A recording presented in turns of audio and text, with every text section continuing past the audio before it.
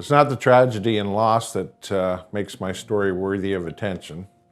It's the healing power of a relentless, loving Savior. My name's Steve Hall, and this is my story. I had a great childhood. I was raised in a Christian home. I came to know the Lord at age 11, loved my parents, loved my brother, and in my memory today, it just seemed to be such a perfect childhood.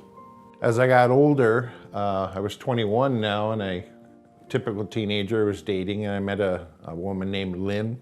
She had a brand new baby boy named Mac, and very shortly after dating, I actually felt like I became a father figure to him. December 18th, 1986, that perfect world of mine came to a stop. It was my dad's birthday, so my family loaded up in the car and headed out to the mall to plan a party for him that night. I was working and Lynn was out of the country, so my mom was actually babysitting baby Mac.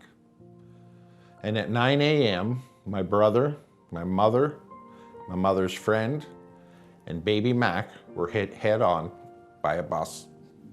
I lost everyone.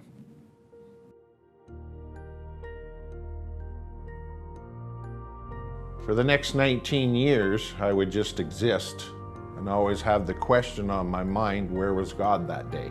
That whole incident drove Lynn and I closer together. We eventually married, and we had 3 children of our own.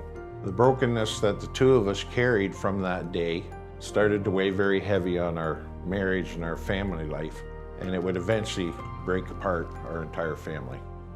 Through all this, I was dealing with deep depression. I was dealing with anger and bitterness and just meanness, and really just was questioning and feeling that I was condemned to this unhappy life, that I must have done something wrong. In 2004, I received my first breakthrough, and it literally was my first encounter with Jesus. The movie called The Passion of Christ came out, and the reviews had said it was great and it was gruesome, and that enticed me. So I went to go see this movie. And as I'm sitting there in this movie, inside my heart, I heard Jesus say to me, "Steve, I want you to come on this journey. I want to show you how much I love you." Watching this movie in my spirit, I walked with Jesus through the beatings, through the torture, and eventually the death and the price that he paid. And at the end of the movie, I heard him say to me, "I did this for you." All the condemnation I was going through, the hopelessness, the bitterness, within a moment melted at that point. And for the first time in a long time, I knew that Jesus really loved me. Shortly after that experience, I began attending a church, Selwyn Outreach, just outside of Peterborough. And I gotta admit, I was a little uncomfortable. It was a different service than what I was used to. It was a little more animated.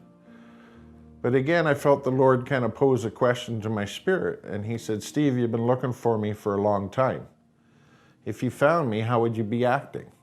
And so I looked around and I seen people dancing, praising.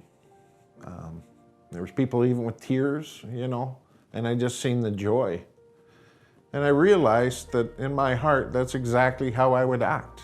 And that's how I answered the Lord. I said, "Lord, if I was in your presence, this is how I would act." And that opened the doors for me to be at Selwyn 15 years ago.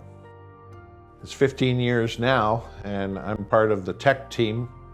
I work in men's ministries, and I serve at Touching Toronto. And my heart is, as I serve, is that maybe I can help somebody who is in need or who is hurting. It's not the tragedy or the loss that makes my story worthy of telling. It's the healing power of a relentless, loving Savior.